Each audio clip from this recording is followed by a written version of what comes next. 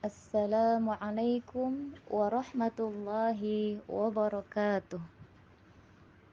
Alhamdulillahilladzi ja'ala ramadhana syahra siyami lil mu'minin wassalatu ala asyrafil mursalin nabiyyina wa maulana Muhammadin wa ala alihi wa sahbihi ajma'in, amma ba'du.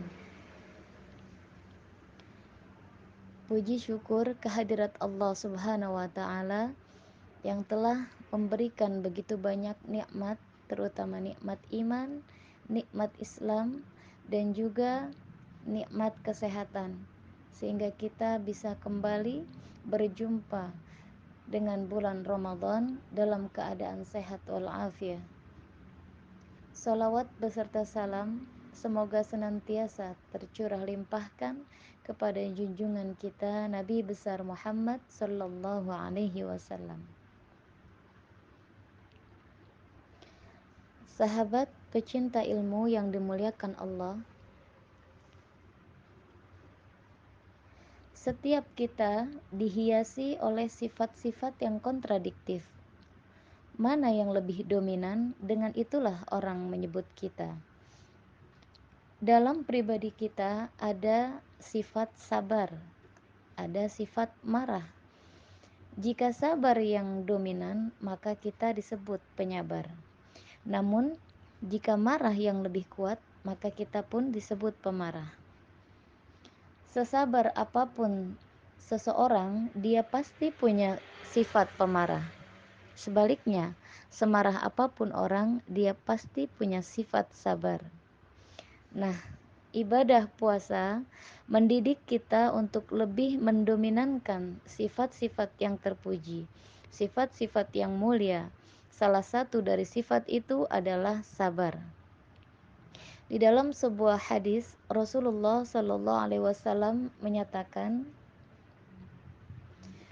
"As-siyamu junnatun, wa idza kana yaumu shaumi ahadikum fala yarfus wa la yaskhab, fa in sabbahu ahadun aw qatalahu falyaqul inni mru'un shaim." Rawahul Bukhari wa Muslim. Puasa adalah perisai. Jika salah seorang dari kalian sedang berpuasa, janganlah berkata keji dan berteriak-teriak. Jika ada orang yang mencercanya atau memeranginya, maka ucapkanlah, aku sedang berpuasa. Hadis riwayat Imam Bukhari dan Muslim.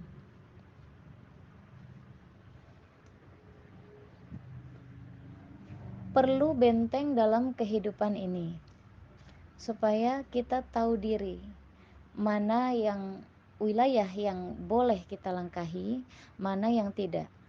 Mana hal yang harus kita lakukan, mana yang tidak. Bahwa seseorang mau cepat naik pangkat, boleh, tapi harus ada sabar, ada cara. Bahwa kita ingin cepat jadi orang kaya, boleh, tapi sabar, ada cara. Seperti kita puasa sekarang ini, sahabat, bahwa perut ini sudah melilit, tenggorokan ini sudah kering, bukan main. Sabar, ada waktunya. Bahkan luar biasa dilatih kesabaran, ya, di saat sedang berpuasa, saat kondisi sedang peka. Karena dalam keadaan lapar dan haus, orang itu kan peka, sedikit-sedikit tersinggung, temperatur naik. Saat itu orang diperintahkan untuk sabar. Ya, kalau perut kenyang, tidak haus, uang ada, badan sehat, kemudian disuruh sabar, sabarlah orang, akan mudah. Namun dalam kondisi yang peka seperti ini, 1 bulan ini untuk menghadapi 11 bulan ke depannya, bagaimana sabar ini bisa menjadi bingkai kehidupan kita? Sabar di dalam mencari harta, sabar di dalam mengejar karir, sabar di dalam mengembangkan nilai-nilai kebaikan. Sehingga dengan adanya bingkai kesabaran ini, hidup kita 11 bulan setelah Ramadan nanti dihiasinya dengan nilai-nilai yang indah dari bentuk kesabaran. Sahabat pecinta ilmu yang dimuliakan Allah, kemudian kapan kita harus melaksanakan sabar ini? Umumnya di 3 tempat. Yang pertama, sabar di dalam melaksanakan taat. Sabar dalam melaksanakan apa yang diperintahkan oleh Allah. Karena di saat seseorang sudah mengikrarkan diri, bersedia menjadi pelaksana perintah Allah, dikala itulah cobaan, tantangan, rintangan, godaan akan selalu datang. Karena iblis, musuh utama kita, dia tidak akan pernah berhenti sekejap pun. Tiap kali kita berencana melaksanakan ketaatan, tiap kali itu juga iblis mengatur rencana bagaimana menggagalkan rencana tersebut. Kita ingat dalam sejarah kurban sahabat, ketika Ibrahim alaihissalam diuji oleh Allah. Turun perintah untuk menyembelih putra semata wayangnya, belahan jiwanya, penerus keturunannya yang sudah lama diharapkan. Turun perintah seakan-akan Allah ingin berkata, Ibrahim, kau memang cinta kepadaku, tapi setelah kau punya anak, masuk cinta anak ke dalam hatimu. Ayo buktikan, mana yang lebih besar, cintamu padaku atau cintamu pada anakmu, sembelih anakmu. Ketika Ibrahim alaihissalam akan melaksanakan perintah itu, iblis mengatur strategi. Wah, ini gak bener nih Ibrahim, gak beres, luar biasa. Kalau tiap orang punya iman seperti ini, seperti Ibrahim, maka kita gak akan punya teman di neraka.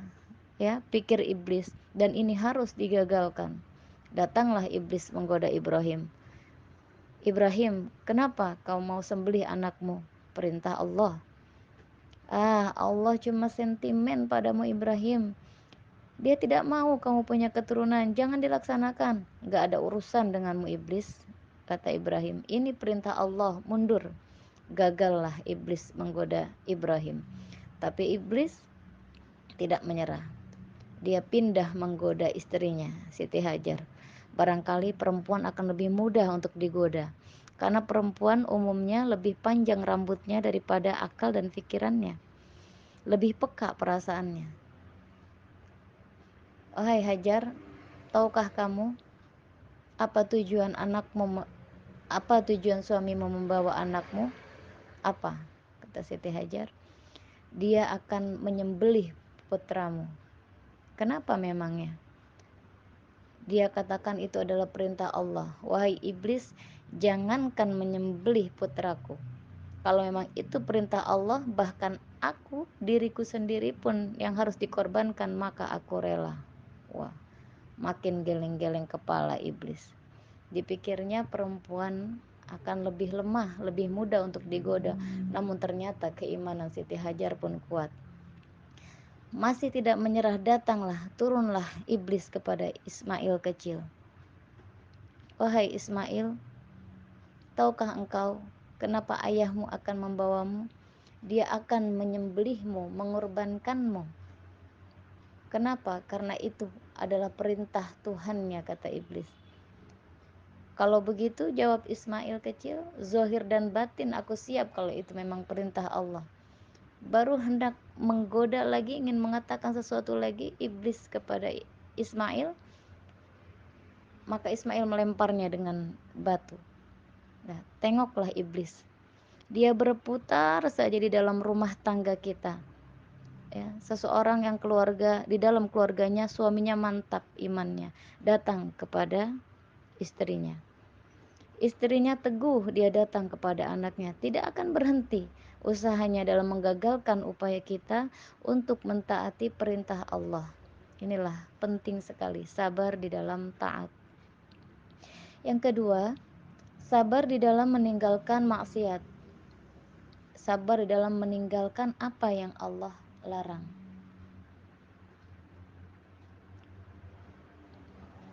Sahabat, banyak ya di antara kita mungkin yang di sekeliling kita orang-orang yang baru berhijrah ataupun orang yang sudah lama berhijrah, itu tidak akan pernah lepas dari bujukan ya, bujukan dan rayuan setan agar kita kembali kepada penyakit lama.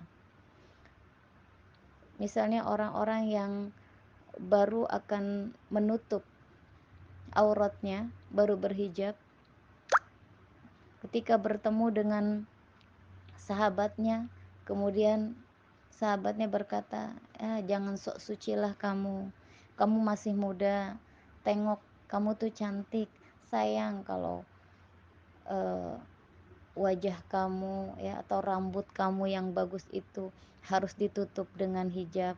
Ayolah, masih banyak waktu ya. Selalu akan ada saja bujukan-bujukan setan yang datang lewat sisi mana saja yang menggoda kita. Atau mungkin eh, kita atau seseorang sebelum berhijrah sering datang ke tempat-tempat yang mungkin tempat-tempat yang kurang ya diridhoi oleh Allah atau bahkan tidak diridhoi oleh Allah. Kemudian diajak, ayolah jangan begitu, nggak apa-apa kamu pakai jilbab kamu, tapi kita kumpul lah, kapan lagi kita kumpul-kumpul seperti ini dengan teman-teman ya, bujukan, rayuan agar kita kembali kepada penyakit lama, meninggalkan maksiat, meninggalkan segala hal yang dilarang oleh Allah pun membutuhkan kesabaran, karena bukan main godaannya. Sebagaimana halnya dengan puasa ini, sahabatku, puasa di Jakarta atau di kota-kota besar, insya Allah pahalanya lebih besar daripada di desa-desa terpencil. Kenapa? Karena godaannya tidak seberat dengan keberadaan di kota besar. Di kota besar kita lihat tulisan besar-besar, hormati orang berpuasa. Tetapi apa yang terjadi? Di dalam rumah-rumah makan, ya, di restoran-restoran atau di mall itu banyak kaki-kaki di bawahnya itu yang makan biasa aja. Tulisannya hormati orang yang berpuasa, tapi di waktu siang hari banyak yang makan, kelihatan dari kaki-kakinya. Artinya apa? Ini sebuah potret. Semakin tinggi nilai taat, semakin tinggi keinginan meninggalkan maksiat, maka semakin berat juga cobaan dan bisikan iblis. Maka semakin diperlukan kesabaran itu. Lalu tempat yang ketiga, sabar di dalam menghadapi musibah. Sabar di dalam menghadapi kesulitan, ujian, cobaan, baik dalam bentuk yang menyenangkan maupun yang tidak menyenangkan. Jika bukan sabar yang jadi bingkai, maka ketika dapat kesusahan kita akan seperti ayam sampar. Hidup segan, mati tak mau. Tetapi kalau bingkainya adalah sabar, kita bagaikan karang di tengah samudra, dihantam gelombang yang bagaimanapun besarnya, dia akan tetap berdiri kokoh. Begitulah orang-orang yang beriman, yang diberi bingkai sabar sebagai hasil pelaksanaan ibadah puasanya. Nah, sabar ini memang tidak ada habisnya. Dalam tatanan dan situasi tertentu ada batasnya mungkin, tetapi secara umum tidak boleh kita mengatakan habislah sabar saya. Ya, mungkin dalam hal tertentu, tapi dalam hal lain tidak boleh sabar itu habis dalam kehidupan kita. Hanya orang-orang yang diberikan sifat sabar ini, sebagaimana sudah dicontohkan bagaimana sabarnya oleh keluarga Ibrahim alaihissalam di dalam melaksanakan perintah Allah dan mereka lulus. Hasil dari ujian itu mereka lulus. Ismail alaihissalam selamat, digantikan dengan seekor kambing kibas. Kemudian Ibrahim diberikan kegembiraan lagi, yaitu dengan hadirnya seorang anak yang bernama Ishak yang kemudian juga menjadi Nabi Allah. Inilah hakikat sabar dalam taat. Tidak akan rugi orang yang mau berkurban. Sebuah potret bahwa tidak akan pernah rugi orang yang melakukan ketaatan kepada Allah Subhanahu wa taala.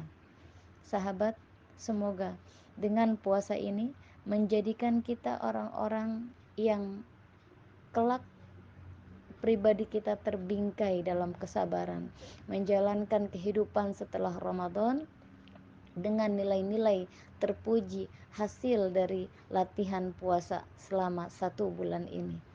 Kita akan menjadi orang yang lebih bersabar lagi, baik di dalam menjalankan ketaatan kepada Allah, dalam meninggalkan maksiat kepada Allah, dan juga di dalam menghadapi ujian, musibah ataupun cobaan yang datang dari Allah Subhanahu wa taala. Karena tumpuan kita adalah keyakinan, keimanan kita bahwa Allah bersama orang-orang yang sabar. Akhir kata, ini yang dapat saya sampaikan, kurang lebihnya saya mohon maaf. Kesempurnaan hanyalah milik Allah, kehilafan dan kekurangan adalah milik saya al-fakir. Wallahu muwafiq ila aqwamit thoriq. Wassalamualaikum warahmatullahi wabarakatuh.